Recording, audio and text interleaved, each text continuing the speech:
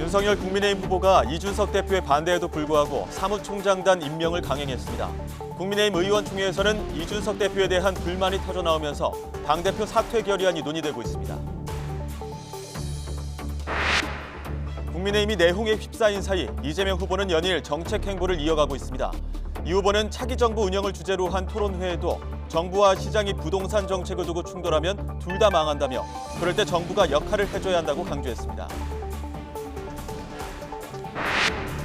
정부가 설 민생 안정 대책으로 소상공인과 중소기업에 40조 원 규모의 신규 융자를 지원하기로 했습니다. 올해부터 한 달 동안은 청탁금지법 선물 가액이 20만 원까지로 지금보다 2배 높아집니다. 1,880억 원의 회사 돈을 빼돌린 뒤 잠적했던 오스템 임플란트 재무관리 직원 이모 씨가 자택 건물에 숨어있다 체포됐습니다. 경찰은 이 직원이 매입한 금괴와 횡령한 회사 돈이 흘러들어간 계좌를 동결하며 자금 회수에 수사력을 모으고 있습니다. 경기 평택의 냉동창고 화재 진압에 투입됐다가 연락이 두절됐던 소방대원 3명이 모두 숨진 채 발견됐습니다. 소방당국은 순간적으로 건물 내부에 불길이 퍼지면서 이들이 고립됐다가 변을 당한 것으로 추정하고 있습니다. 코로나19 신규 환자는 어제보다 300명 넘게 줄어 이틀째 4,000명대를 유지했고 위중증 환자도 71명 감소해 882명을 기록했습니다. 정부는 화이자에 먹는 치료제 40만 명분에 대한 추가 구매 계약을 체결했다고 밝혔습니다. 네, 국민의힘이 선대위 전면 해체 후 수습책을 찾느라 분주합니다. 변화와 단결이라는 이름으로 의원총회도 오늘 열었는데요. 이 자리에서 대표 사퇴 결의안이 또 논의가 됐습니다. 62일 남은 대선 국면, 거대 양당 두 후보 움직임과 최근 지지율 상승세를 보이는 안철수 후보 행보까지 함께 짚어보겠습니다. 김영준 명지대 교수, 차재원 부산 가톨릭대 특임 교수 두 분 모셨습니다. 어서 오십시오. 예, 안녕하세요. 안녕하십니까. 시시각각 속보에 속보가 쏟아지고 있어서 보는 국민들도 정신이 없으실 것 같은데 오늘 좀 차분하게 상황을 좀 객관적으로 보기 위해서 오늘 두 분을 모셨습니다. 자, 국민의힘 선대위 바로 어제 해체를 하고 쇄신안을 발표했는데 당내 파열음이 계속되고 있습니다. 당직 임명을 둘러싸고 후보와 대표 갈등이 노출되더니 의총에서는 대표 사퇴안까지 또 거론이 된 이런 상황인데요. 오늘 나온 이준석 대표 발언 그리고 원내 지도부 발언까지 먼저 듣고 오시겠습니다. 오영태 사무총장의 임명에는 어떤 이견도 없습니다. 하지만 나머지 사안에 대해서는 큰 이견이 있었고 그래서 그 의견을 정확하게 이야기했고 저는 사실 지금 상황을 정치적인 상황으로 봅니다.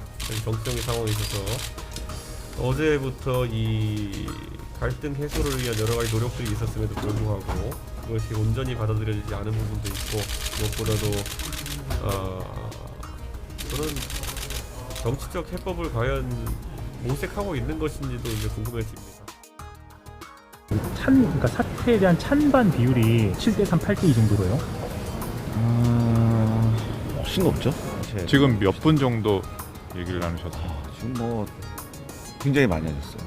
20여 분 한 넘게? 10여 분 이상, 10분 이상.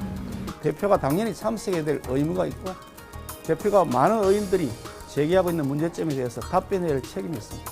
대표의 의견을 듣고 대표가 그동안 제기하는 문제점들에서 어떻게 답변하는지 그걸 다 경청한 다음에 의원들이 최종 의견을 수립해 나가도록 하겠습니다. 네, 자, 의원들 요구에 대표는 답할 책무가 있다.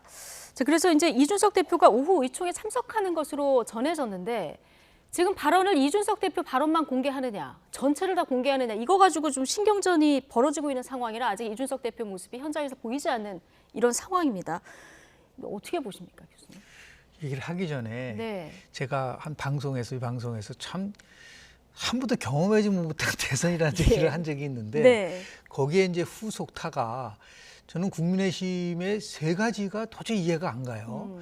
첫 번째는 한 60일 정도 남겨놓고 선대위가 해체된 거나 지금까지 들어본 적은 없어요. 네, 두 달 남은 시점에서. 2달 남겨놓고 해체입니다. 네. 새로 만들어진 게 아니에요. 네.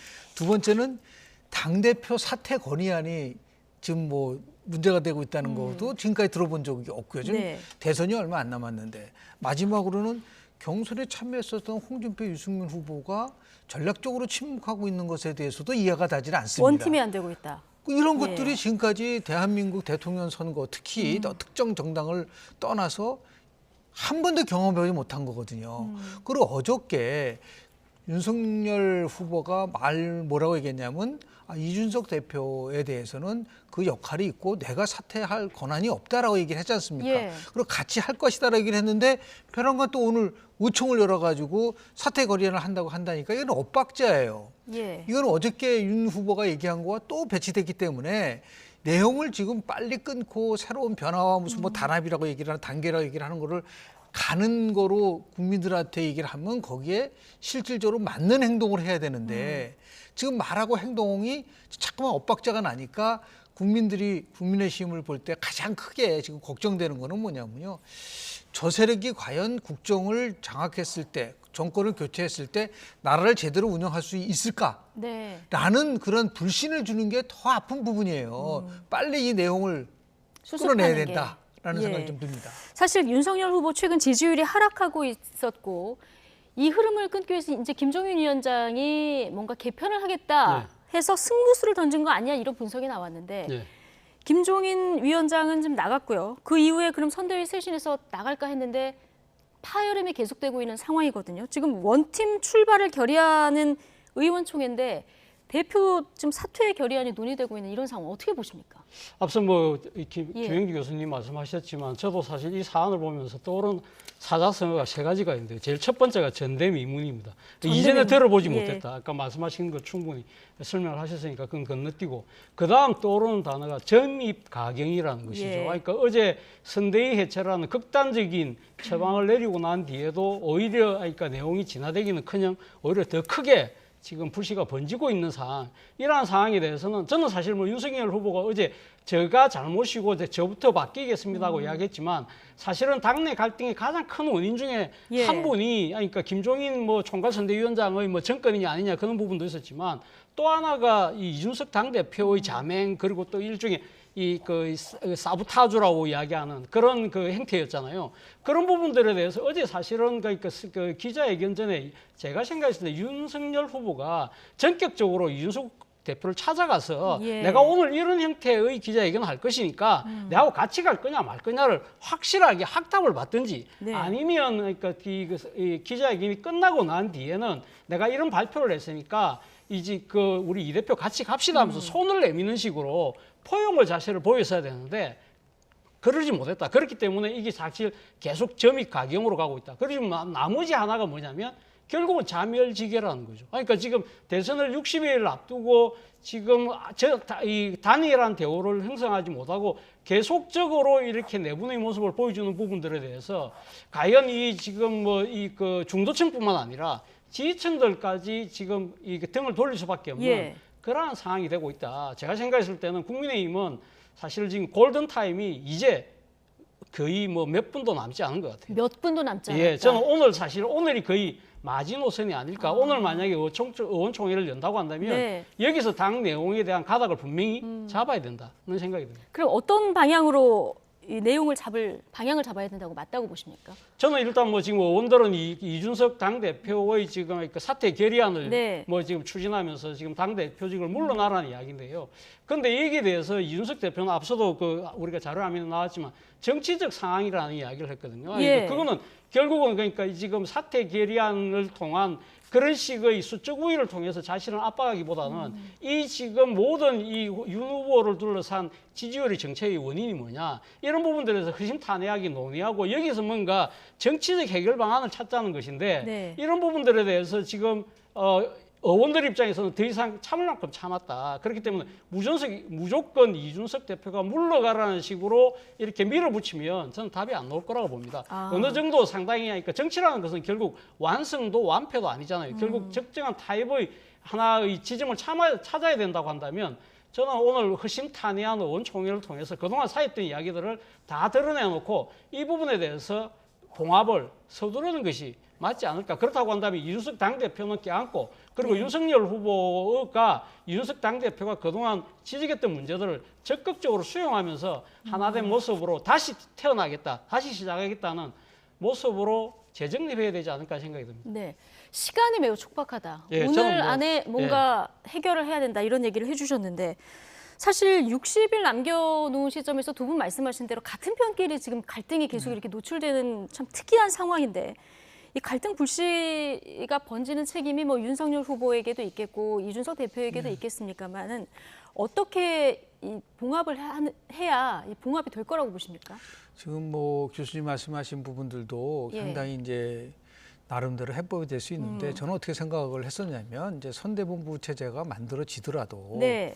2030과 관련된 것들은 전부 다 이준석 대표 당신이 한번 맡아서 해보십시오. 네. 라고 역할을 주는 게 중요했다고 생각을 했거든요. 예. 명확한 역할을. 그렇죠. 명확한 역할과 예. 기능을 줘야지만이 그 명분이 있는 거거든요. 그리고 더 나가서 앞으로 이준석 대표와 관련된 어떠한 음해나 예를 들어 공격하는 거는 이 윤석열을 공격한 거로 생각해서 나는 용납하지 않겠다. 후보에 좀 명확한 메시지가 그렇습니다. 있었어야 그러한 된다. 것들을 했었으면은 훨씬 더 빠르게 이제 내홍이 좀 이제 치유가 될 수 있는 부분인데 오늘 그런 의미에서 사퇴 결의안은 한마디로 얘기해서 이건 패착이다. 패착이다. 왜냐하면은 사퇴할 수가 없는 상황이거든요. 예. 당원 당규상도 없고 이게 진짜 관철되려고 한다고 하면은 기간이 또 굉장히 많이 걸리고 네. 지난 뭐 2019년도에 손학규 대표 체제 바른미래당 기억나시잖아요. 그렇죠. 뭐 나가라 안 나가도 홀로 남았지만 결국은 2020년 2월 달 20일 날 겨우 이제 사퇴를 했거든요. 예. 근데 지금은 대통령 선거 기간이기 때문에 그런 의미에서 봤을 때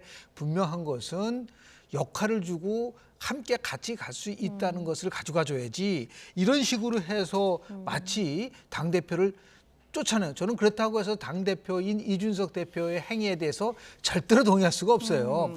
가장 큰 거는 이준석 대표가 꼭 염두에 둘 부분은 뭐냐면요. 자꾸만 자신의 행동이 기존에 있는 여의도 문법을 파괴하고 예. 새로운 걸 보여준다고 얘기를 하는 것 같은데 착각입니다. 문제는 뭐냐면 아무리 격식을 파괴하고 창조적 파괴를 한다고 하더라도 이것이 창조적 파괴가 아니라 태부적 파괴를 한다고 한다면 예. 잘못된 것이 또 하나는 문제는 뭐냐면 제가 제일 안타깝게 보는 거는 뭐냐면 이준석 대표가 이렇게 정말 공격도 받고 비상식적인 행동을 하면은 대한민국의 청년 정치를 스스로 죽이는 거다. 예. 그러니까 36세 영선으로서 새로운 청년 세대의 정치를 하겠다고 아주 혜성같이 들어왔는데 이런 정도로 한국 정치판을 뒤 흔들고 대선판을 뒤 흔들어 버리면은 다음부터 대한민국에는 아 청년 정치는 안 되겠구나, 청년 세대는 안 되겠구나 하는 굉장히 부정적 이미지를 심어주기 때문에 이런 면에 대해서 더 통감하고 그런 의미에서 이준석 대표는 당당하면서도 책임지는 모습을 보여줘야 된다. 예. 자꾸만 바깥에 돌고 자기 말만 얘기를 하려고 한다고 한다면 한마디로 정치를 잘못 배운 거예요. 그러니까 정치의 문제, 정치 상황이라고 그랬지 않습니까? 예. 정치는 정치로 풀어야 된다. 라는 말씀을 정치는 드리겠습니다. 정치로 풀어야 된다. 이준석 대표의 최근 행동 동의할 수 없지만 그렇지만 그래도 의총에서 지금 대표 사퇴안을 논의하는 네. 것은 패착이다 이런 얘기를 해주셨는데요. 자, 이 신경전을 좀 빨리 수습할 수 있을지가 관심인데 오늘 그 이준석 대표가 이철규 부총장 임명한 네. 상정 오전에 거부하지 않았습니까? 그런데 윤석열 후보가 포함해서 권영세 사무총장, 원희룡 정책본부장 또 일괄 임명을 지금 강행한 이런 상황이거든요. 이런 대목들도 상당히 그러니까 지켜보는 지지층들 입장에서는 억장이 무너지는 예. 상황이죠. 사실은 어떻게 보면 그러니까 지금 당무 우선권을 당 후보가 갖고 있기 때문에 사실 뭐 임명을 강행하는 부분은 할 수 있습니다만 그러니까 당무 이- 우선권에는 당무 임명권도 다 들어가는 겁니다. 예, 뭐 그렇게 예. 지금 그러니까 지금 해석을 할 수밖에 없는 상황인데요. 네. 지금 사실은 뭐 지금 이준석 당대표 입장에서는 권영세 사무총장 임명안은 아마 본인이 받아들이지만 이철규 사무부총장에 대해서는 아마 상당히 여러 가지 문제들을 들어서 네. 아마 본인이 반대를 했던 것 같아요. 근데 이러한 부분들이 그러니까 수면 위로 올라오기 전에 물 밑에서 나름대로 조율이 되고 여기서 깔끔하게 뭔가 이 해결이 되는 그러한 모양새가 사실 선거를 앞두고 있는 공당의 모습인데 전혀 그렇지 못하고 이러한 부분들이 공개적으로 드러나고 그것 때문에 어제 후보가 결단을 했다는 이 여러 가지 아주 결단의 모습들이 다 퇴색해버리는 그러한 상황이 되어버린다는 거죠. 그것이 오히려 더 내용이 더 커져버리는 상황이 된다고 한다면 상당히 이러한 부분들에 대해서는 아마 뭐 지금 당장은 뭐 윤석열 후보한테 발등에 불이 떨어져 있긴 합니다만 앞서 말씀하신 것처럼 영선 대표라는 이 젊은 층의 지지를 갖고 지금 제1야당의 당대표가 된 그러니까 이준석 당대표 입장에서도 상당한 정치적 책임을 면할 수가 없다. 사실 이번 대선에서 지고 나면 당대표로서 이 정치적 지위 또는 자신의 개인적인 정치적 운명까지 걸 수 있을까요? 예. 저는 뭐 제가 봤을 때는 이준석 당대표의 입장에서도 사실 오늘이 절체절명의 시기에 지금 있다는 생각이 듭니다. 예, 후보와 대표의 행보를 좀 이해할 수 없는 부분들이 좀 있다 보니까 이게 3월 대선과 함께 5구 재보선도 함께 치러지지 않습니까? 이 공천권을 둘러싼 힘겨루기다 이런 분석까지 또 나오는데 그거는 어떻게 과도한 분석이에요. 그건 과도한 왜냐하면 분석이다. 결과가 어떻게 나오냐에 따라서 만약에 윤석열 후보가 지게 되면은요, 네. 바로 그 다음 날 이준석 체제는 붕괴되는 겁니다. 그러니까 새로운 비대위 체제가 나올 수밖에 없는 것인데, 예. 그래서 뭐 그 이후에 공천권을 내가 장악하기 위해서 그걸 계속 갖고 있다. 거기에는 너무 이제 이건 과도한 너무 넘치는 넘치는 분석이다. 거고요. 예. 다만 이준석 대표한테 좀 충고를 좀 하면은 본인이 한 말에 대해서 책임을 져야 된다. 첫 번째는 뭐냐면 정권 교체를 위해서 모든 힘을 다 바치겠다고 얘기를 했잖아요. 네. 근데 지금은 결과론적으로 하여튼 자신의 행동에 의해서 지지율이 하락하든 하여튼 곤혹스러운 상황이 바뀌었는데 네. 두 번째는 뭐냐면 울산에서 회동을 한 게 12월 3일입니다. 12월 3일에 회동을 하면서 뭐라 그랬어요? 당무 우선권에 관련돼서 존중을 하고 요청을 하면은 당대표는 그대로 따르겠다고 대국민 약속을 한 거예요. 예. 그래서 지금 윤 후보가 이 두 사람에 대해서 요청을 했을 때 그럼 당연히 자기가 한 말에 책임을 지고 받아줘야죠. 그런데 거기다 대놓고 권영세 사무총장은 괜찮은데 이철규 상무부총장은 안 된다. 네. 그걸 다시 또 윤핵관으로 연결시켜가지고 그런 것들이 잘못됐다는 겁니다. 예. 왜냐하면 그 하나하나가 사실로 확인되지 않은 것을 일방적 주장, 더 나아가서 또 아주 황당한 말도 했는데요. 자기가 지금 연습 문제를 줬는데 연습 문제를 잘 풀지 못해가지고 이해가 안 가. 자기가 네. 지금 연습 문제를 줄 상황인가요?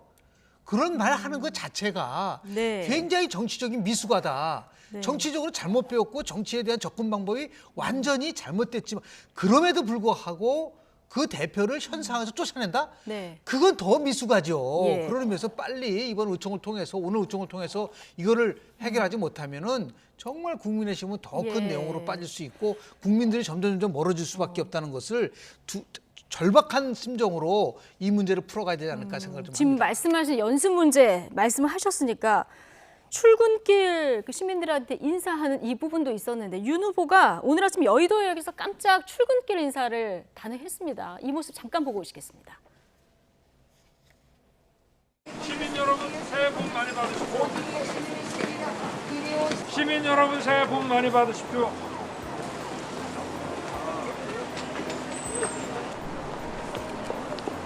시민 여러분 새해 복 많이 받으십시오. 이준석 대표의 그 제안이 조금 영향을 미쳤을까요? 의원님 이쪽으로 나오시면 됩니다. 그건 가시죠? 나중에 얘기합시다. 그럼 뭐 앞으로 이렇게 시민들 직접 만나는 행보는 좀 자주 하실 계획이신가요? 아무래도 국민들과 이 소통을 많이 해야 안 되겠습니까? 그래서 오늘 아침 8시 반에 당사에서 회의도 있고 그래서 아침에 일어났는데 한 30분 먼저 나와서 사무실 근처에 지하철역에서 시민들 또 추운 날 바쁘게 일터로 가시는 분들 한번 뵙는 게 좋겠다 해서 나왔습니다. 네. 아침 일찍 이렇게 일터로 나가시는 분들 조금이라도 좀 힘나게 해드리는 일이라면은 언제든지 마다않고 생각입니다. 네. 네, 출근길 시민들 신나게 해드리는 일이면 언제든지 나서겠다 이 얘기도 듣고 오셨는데 윤 후보 어쨌든 이준석 대표가 연습 문제를 풀긴 한 거죠. 예, 풀긴 했는데 아마 네. 출제자의 의도하고 조금 방향이 다른 것 같아요. 출제자 의도하고 그래서 방향이 다르다. 출제자가 상당히 좀 화를 낼 수밖에 없는 상황인데요. 저렇게 그러니까 한 30분 빨리 나와서 깜짝 인사를 할 수 있을 정도로 그러니까 지금 일정이 조율이 가능하다고 한다면 왜 그러면 어제 이준석 대표가 이야기했을 때 그걸 딱 덥석 받으면 되지. 그걸 뭐 다른 여러 가지 일정들이 있어서 못하는 것처럼 이야기를 해서 이준석 대표를 상당히 어떻게 보면 화나게 만드는 그러한 상황이 됐다는 거죠. 이런 부분들을 보면 아직도 윤석열 후보를 둘러싼 여러 가지 이 소통 시스템 이런 부분들이 상당히 여전히 문제가 있는 것이 아닐까. 그리고 오늘 지금 그 여의도역 앞에서 할 때 이 부분에 대해서 또 윤석열 후보 측에서 이준석 당대표에게 미리 네. 또 통보를 안 했던 모양이에요. 그러니까 이 대표 입장에서는 자기가 내놓은 문제이지만 이건 풀고 있는지 안 풀고 있는지를 언론을 통해서 들었으니까 기분이 나쁠 수밖에 예. 없는 그런 상황이니까 이러한 작은 것들이 쌓여서 두 사람과의 그 신뢰관계가 점점 더 지금 작아지고 있다, 힘들어지고 있다는 상황인데요. 물론 앞서 말씀하신 것처럼 저도 이준석 당대표 이러한 행위 자체가 저는 상당히 문제 있다는 생각이 듭니다. 지금 당대표 입장에서는 자기가 지금 출제자가 아니잖아요. 네. 자기도 어떻게 보면 실전고사를 윤석열 후보와 같이 풀어야 될 수험생이에요. 그런데 마치 자기가 감독관이나 출제자인 것처럼 연습 문제나 던지고 있는 듯한 표현, 그리고 어제 뭐 무운을 빈다는 표현 있잖아요. 네. 이런 표현 같은 경우도 정말 부적절한 단어를 쓸 수 있다는 거죠. 뭐 요새 젊은 층들은 무운이라는 단어를 운이 없는 것으로 받아들인다고 그러는데 마치 진짜 이 제3자가 듣기에는 진짜 운이 없어라는 식으로 뭔가 이렇게 정치적인 아주 안 좋은 이 뭐 전망을 싸움에서 내고 이기길 있는 것처럼. 바라는 원래 뜻은 그러니까 그런데 이제 그렇게 받아들일 수 있다는 거잖아요. 운을 이기기를 바란다는 그러니까요. 뜻인데 요즘 젊은 사람들 문해력이 떨어져서 그렇게 한다는데 아, 아마 젊은 사람들이 느끼기에 많은 사람들이 예. 이준석 대표가 진짜 그런 마음을 갖고 있는 네. 것이 아닐까라고 생각할 정도의 예. 그런 반응을 보인다는 거예요. 알겠습니다. 근데 젊은 사람들이 문해력이 떨어졌다기보다는 좀 이게 잘 쓰지 않는 단어이기 잘 쓰지 때문에 않는 단어. 예. 예. 네, 저희도 이제 뭐 찾아보고 알고 이런 경우가 꽤 많은데 네. 어쨌든 김영준 그래서 교수님은 지금 예. 이준석 대표가 조금만 더 정치적인 경륜이 있으면 이렇게 얘기했을 것 같아요. 예. 아, 윤 정말 후보가 변한 거는 참 다행입니다. 네. 이렇게 여하튼 간에 새로운 예. 모습을 보여. 이건 내가 제안하고 제안하지 않은 게 중요한 것이 아니고. 예. 그래서 실은 이준석 대표가 조금 지혜로웠다면은 이 얘기를 바로 권영세 본부장한테 주고 권영세 본부장이 바로 윤석열 후보한테 줘서 이루어졌다라고 예. 나름대로 그런 식으로 포장을 했다고 한다면 아, 제 국민의힘이 정말 제대로 돌아가는구나. 네. 어저께 얘기한 대로 모든 걸 다 시작하는 것을 보여주는 거나 하는데 이준석 대표는 처음부터 끝까지 모든 걸 자기 중심 정치로만 얘기를 하니까 내가 출제를 했는데 출제대로 하지 않았다. 나는 강북에다 얘기를 했는데 왜 벼랑간 여의도냐. 뭐 이런 식으로 얘기를 하니까 네. 아, 참 이 정치적으로 성숙되지 못했구나라는 것을 다시 한번 확인한 부분인데요. 예. 이게 결국은 마지막으로 이제 겪는 내용이라고 봅니다. 네. 오늘을 시점으로 해서 이제 깊은 골짜기에서 이제 산봉우리로 올라가는 마지막 단계라고 보고요. 네. 빨리 이것이 이제 좀 잘 정리가 돼서 내일은 좀 더 새로운 모습을 좀 보여줬으면 좋지 않을까라는 생각을 좀 합니다. 예. 두 분 말씀 들어보면은 참 쉽게 해결이 될 것도 네. 같은데 이게 참 어렵게 계속 신경전만 하고 있습니다. 오늘 하태경 의원은 연애 과정 중에 밀당 수준이다 이런 얘기를 하기도 했는데 자, 이 수습이 될지 좀 지켜보도록 하고요. 자, 국민의힘 혼란 상황 지금 언제 수습될지 국민의힘 지지자들 입장에서는 굉장히 답답한 이런 상황인데 최근 여론조사를 보면요. 당 내홍 여파가 고스란히 수치로 드러나고 있습니다. 이러다 보니까 안철수 후보의 약진이 두드러지는데요. 박석원 앵커가 정리해드립니다. 네, 대선이 2달여 앞으로 다가오면서 많은 여론조사 결과들이 쏟아지고 있습니다. 최근 결과들의 추세는 이 그림에 담겨 있는데요. 이재명 후보가 윤석열 후보를 앞서가면서 간격도 점차 벌어지고 있습니다. 머니투데이가 한국갤럽에 의뢰한 조사 결과입니다. 윤 후보의 지지율이 30% 아래로 빠졌습니다. 반면 이 후보는 40%를 향해 올라가는 추세죠. 격차도 8.4%포인트로 지난주보다 더 벌렸습니다. 다음 KBS가 실시한 한국 리서치 여론조사도 추이는 비슷한 양상입니다. 이재명 후보가 39.1%, 윤석열 후보가 26%로 두 후보의 격차는 13.1%포인트, 두 자릿수로 벌어졌습니다. 윤 후보의 하락 추세가 뚜렷해졌는데요. 국민의힘은 변화를 줄 수 있는 시한을 1월 말 설 연휴 전으로 보고 있습니다. 지난 2달 동안에 까먹은 게 한 15% 가까이 까먹은 것 같아요.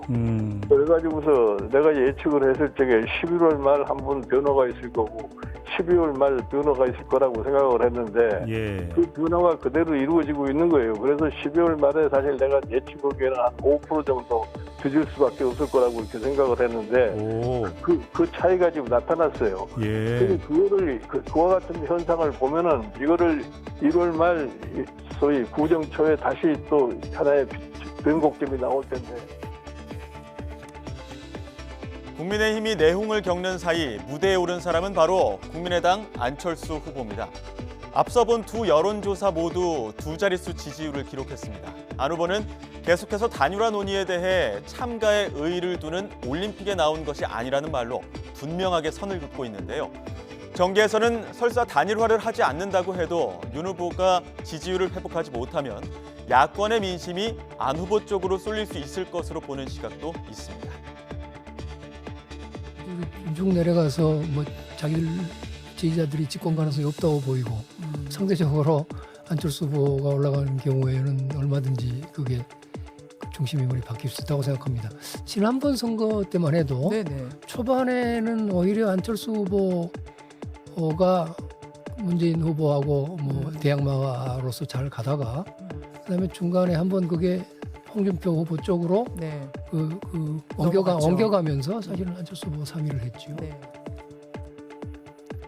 안 후보 측은 설 전에 안철수와 다른 후보의 양강 구도로 접어들 것이라며 자신감을 보이고 있는데요. 현재 후보들의 상황으로 볼 때 실현 가능한 시나리오인지 전문가들과 이어서 짚어보겠습니다.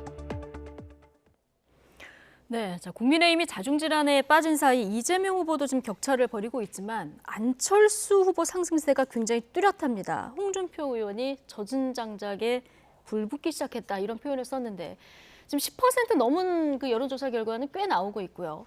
15%까지도 갈 수 있는 여력이 있다고 보십니까? 뭐 일단 그까지도 뭐 저는 갈 수 있다고 봅니다. 일단은 지금 안철수 후보의 상승세는 사실 어떻게 보면 국민의힘 내홍에 상당히 힘입은 바 큰 것이죠. 그러니까 지금 상당히 안철수 후보가 그 이전에는 상당히 진보, 그다음 중도, 이제는 약간 보수 쪽으로 약간 진영이 옮겨왔다고 한다면 보수 지지층 입장에서는 윤석열 후보에게 실망했던 그 표심들이 안철수 후보에게 쪽으로 가는 것이 뭐 당연해 보이는 현상으로 볼 수 있는 것이고요. 그리고 또 하나는 이 지금 안철수 후보가 두 자릿수를 넘어가면서 일종의 소위 말하는 상강 후보가 될 경우에는 안철수 후보를 찍어서 내가 찍어도 안철수 후보 대통령 안 될 거 아니야. 그래서 안 찍겠다고 하던 사표 방지 심리가 많이 완화될 수 있다. 그런 측면에서 보면 조금 더 그러니까 상승할 가능성이 있다. 그러나 이것이 과연 지속 가능할 것인가 부분에 대해서는 좀 지켜볼 필요가 있다. 제가 생각해서는 앞서 말씀드린 것처럼 지금 현재의 상승 국면은 사실 지금 일종의 반사이익이거든요. 그러니까 지금 윤석열 후보의 실망한 표들이 상당히 소위 말하는 홧김에 뭐 지금 그러니까 지금 뭐 한다는 식으로 지금 안철수 후보에게 쏠리는 측면이 분명히 있는 것이고요. 그리고 또 안철수 후보가 지금 딛고 있는 정당의 기반이 원내 여석 3석 정당에 불과하다. 그러한 정당이 과연 정권을 창출해낼 수 있을 것인가에 대한 또 회의감도 있는 것이고요. 그리고 또 무엇보다도 안철수 후보가 지금 정계에 들어온 지 10년이 됐는데 그동안 이 10년 동안 보여준 정치적 그 이력에 대해서 많은 적지 않은 사람들이 실망감을 갖고 있다. 이러한 부분들을 과연 불식시킬 수 있을 것이냐. 그런 측면에서 보면 과연 이것이 지속 가능할 것인지는 조금 지켜볼 필요가 있다는 생각이 듭니다. 안철수 후보 몸값이 오르니까 단일화 얘기가 계속 나오는 이런 상황인데 김종인 위원장은 단일화 말이 나올수록 윤석열 후보에게는 불리하다 이런 얘기를 했는데요. 어떻게 보십니까? 뭐 어떻게 불리할지는 모르겠지만은 지지율의 변동에 의해서요. 결국은 단일화라는 것은 연대로 가기 위한 하나의 그 전제 조건일 수도 있는 거예요. 그러니까 지금 여론조사들 많이 나오는데 제가 아주 객관적으로 말씀을 좀 드리면 세 가지가 특이한 현상이에요. 첫 번째는 이재명 후보의 지지가 높아지는데 40%대를 못 넘어가고 있다. 이것도 굉장히 이렇게 큰 악재가 있는데도 불구하고 40%를 넘는 여론조사가 그렇게 많지 않고요. 박스권에 두 번째는 윤석열 후보의 지지가 20%대로 떨어졌다는 거. 이게 굉장히 중요한 변수인데요. 지금 두 한국갤럽 머니투데이하고 KBS 한국리서치가 조사 시점을 보면은 저게 바로 1월 3일과 4일입니다. 그러니까 1월 3일과 4일이라는 거는 선대위 내용으로 아주 국민의힘이 아주 엄청나게 공격을 받았을 때 조사한 거예요. 그리고 마지막 세 번째 특징이 바로 안철수 후보가 10%대로 올라갔다라는 이 세 가지인데 제가 추론하는 거는 결국은 이재명 후보의 40%와 그 중도 보수가 합친 40%. 그러니까 윤 후보와 다시 얘기해서 안 후보가 포함되는 숫자가 40%대에서 4, 2, 4로 구축되는 양상을 처음에 보일 거라고 보는 거죠. 그런 의미에서 봤을 때 만약에 윤 후보의 지지가 25% 이하로 떨어질 때는 굉장히 위험한 상황이 초래되는 거예요. 그건 홍준표 전 대표가 얘기한 것처럼 자기가 97년에 24%를 얻었어요.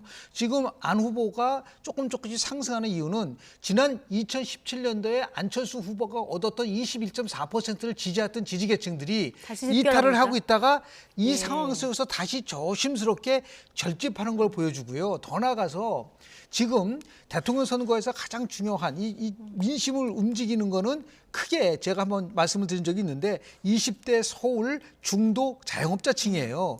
지금 한국리서치하고 KBS가 얘기한 걸 보면 이 4대 계층에서 모두 다 안철수 후보는 올라가고 있고 윤 후보는 떨어지고 있기 때문에 이 부분에 대한 것을 빨리 제동을 걷지 않는다고 한다면 안철수 후보가 15%대에 올라가는 거는 빠른 속도로 올라갈 가능성이 굉장히 크다고 보는 그렇기 때문에 이번에 선대위 체제를 개편을 한 거거든요. 그렇군요. 그러니까 25% 정도까지 떨어지면 정말 위험하기 그렇습니다. 때문에 지금 이 갈등을 빨리 수습해야 된다 그렇습니다. 말씀이신데 조금 전에 이제 발표된 가장 최근 여론조사인데 아랜서치 여론조사를 보면은 야권 후보가 만약에 단일화를 했을 경우에 이제 가정해서 한 건데 안철수 후보가 이재명 후보하고 양자 대결을 했을 때 안철수 후보가 앞서는 이런 결과까지 나왔거든요. 그렇습니다. 그거 뭐 지금 상황 속에서는 조사 내용을 보면 33.7%가 이재명 그리고 안철수 후보가 41.6% 심상정 후보 4.8%로 나왔는데요.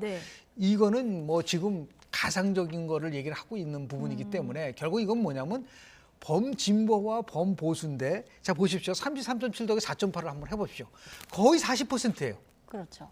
그리고 지금 안철수 후보도 41.6이니까 거의 40입니다. 그러니까 진보 40, 중도 20, 그리고 보수 40이라고 한다면 40대 49도가 만들어지는 상황이라고 볼 수밖에 없기 때문에 이걸 가지고 뭐 굉장히 이재명 후보가 또는 안철수 후보가 이긴다라고 얘기는 굉장히 어려운 부분이고요.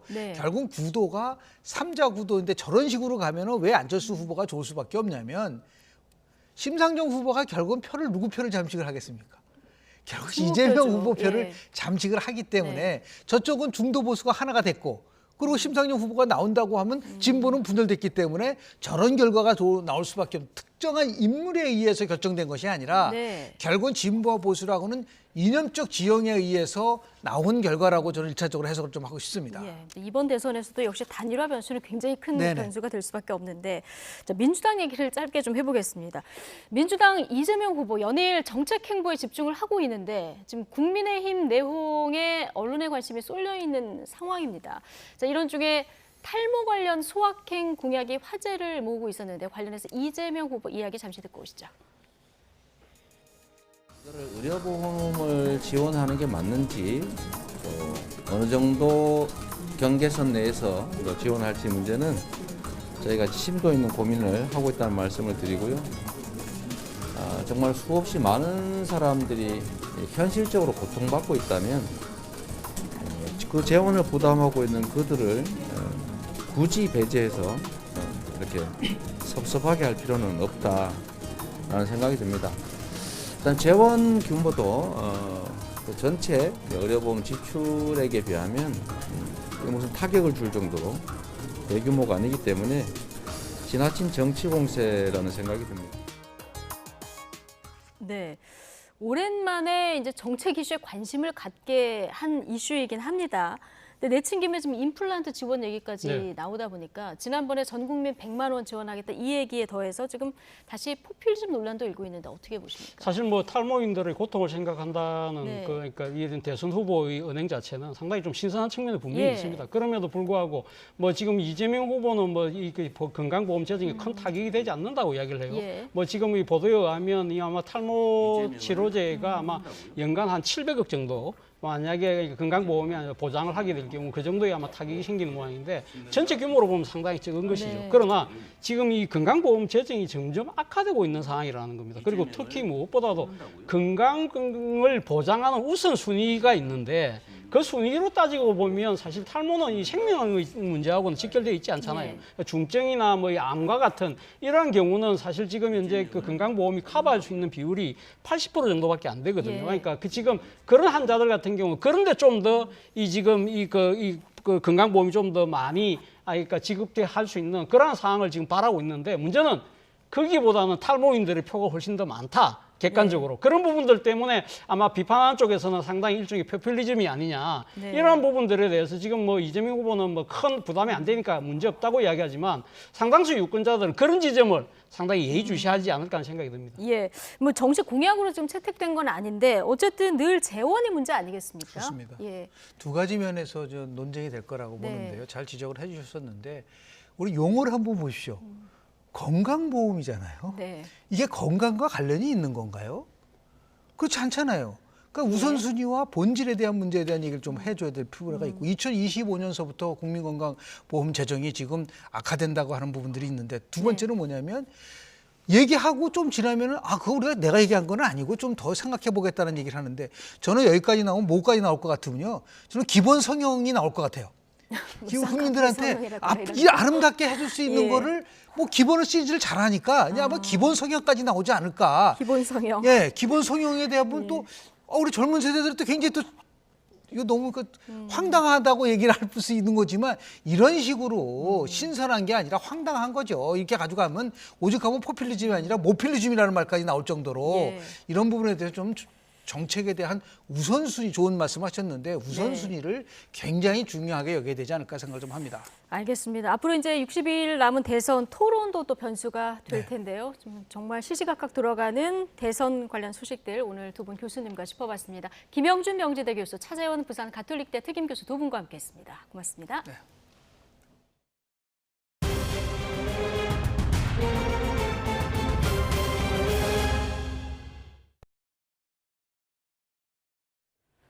코로나19 신규 환자가 이틀째 4,000명대를 유지했습니다. 오늘 0시 기준 코로나19 신규 확진자는 전날보다 318명 줄어든 4,126명으로 집계됐습니다. 전날 역대 두 번째로 많았던 해외 유입은 오늘도 195명을 기록하면서 200명에 육박했습니다.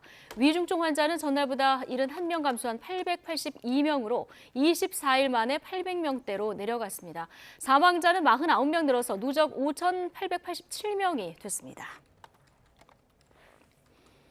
코로나19 신규 환자 4명 가운데 1명은 18세 이하 소아 청소년인 것으로 나타났습니다. 중앙사고수습본부는 오늘 코로나19 신규 확진자 가운데 18세 이하 연령층의 비중이 25.7%로 높은 수준으로 유지되고 있어서 다소 걱정스럽게 보고 있다고 밝혔습니다. 중수부는 18세 이하 연령층에서도 백신 접종률이 높은 고등학생의 발생률은 낮은 반면 백신 미접종 연령층인 12세 이하에서 발생률이 높다며 백신 접종의 필요성을 재차 강조했습니다. 냉동창고 신축 공사장 화재 현장에 투입된 뒤 연락이 끊겼던 소방대원 3명이 3시간 반 만에 발견됐지만 결국 숨졌습니다. 경기 소방재난본부는 오늘 오후 12시 40분쯤 신축공사 건물 2층에서 송탄소방서 119 구조대 소속 소방대원 3명이 심정지 상태로 발견돼 병원으로 옮겨졌지만 사망했다고 밝혔습니다. 이들은 화재 현장에서 큰 불길이 잡힌 뒤 오늘 오전 9시 10분쯤 인명수색을 위해 현장으로 투입된 뒤 연락이 끊겼습니다. 인명수색에 투입된 소방대원 5명 가운데 2명은 20여 분 만에 자력으로 탈출해 병원으로 옮겨졌고 생명에는 지장이 없는 것으로 전해졌습니다. 1,800억 원대 오스템 임플란트 횡령 사건을 수사하는 경찰이 회사 돈을 가로챈 재무관리 직원 이모 씨를 붙잡아 범행 경위와 돈의 행방을 조사하고 있습니다. 서울 강서경찰서는 어젯밤 자택 건물을 압수수색하는 과정에서 건물 내 빈 호실에 숨어있던 이 씨를 체포한 뒤 정확한 범행 경위와 동기 등을 확인하고 있습니다. 특히 오스템 임플란트가 이 씨를 단독 범행으로 고소한 것과 달리 경찰은 공범이 있을 가능성에 대해서도 살펴보고 있습니다. 경찰은 또 이 씨가 매입한 금괴와 횡령한 회사 돈이 흘러간 이 씨의 계좌를 동결하며 자금 회수에도 수사력을 모으고 있습니다. 경찰은 이 씨가 행적을 감추기 전 부인과 여동생 등에게 건물을 증여하며 담보 부채를 상환하는 데 들어간 자금이 회사에서 횡령한 돈으로 확인될 경우 기소 전 몰수 보전 등을 추진할 예정입니다. 오스템 임플란트 소액 주주들과 법무법인이 회사를 상대로 피해 보상 소송에 나설 것으로 보입니다. 한누리 법무법인은 오스템 임플란트가 횡령 금액을 회복한다고 하더라도 소액 주주들의 피해 복구가 쉽지 않을 것이라며 피해 구제에 동참할 소액 주주 모집에 나설 것이라고 밝혔습니다. 그러면서 지난해 3분기 보고서상 재무제표가 허위일 가능성이 크다며 피해 구제에 동참할 주주들을 규합할 계획인 것으로 전해졌습니다.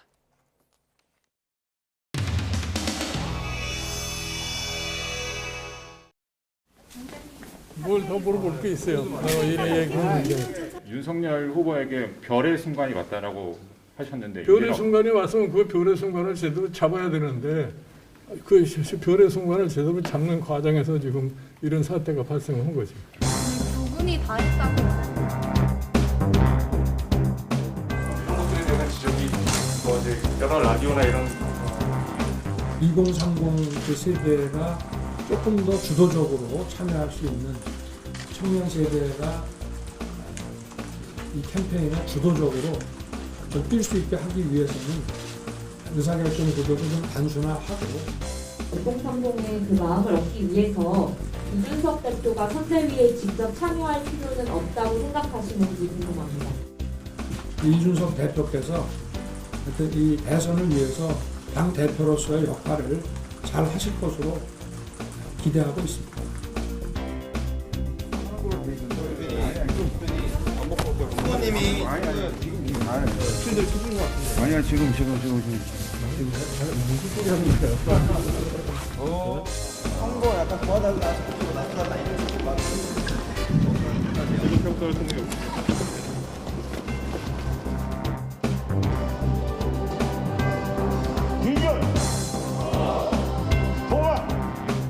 상생과 통합의 새로운 역사를 만들어갈 것입니다. 그 일 또한 민주당과 이재명 후보가 해낼 것이다.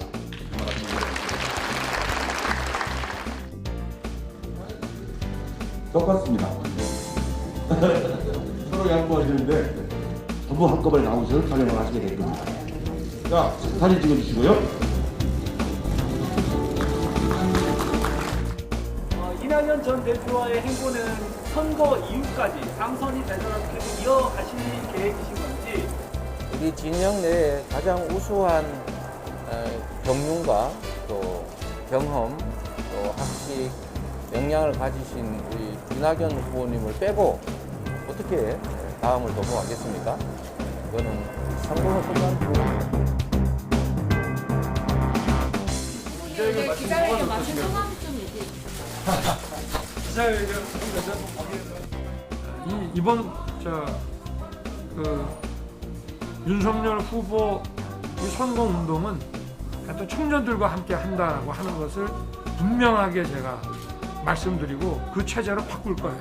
그래? 일정이 늦어가지고. 때문에 갔습니다. 늦었다.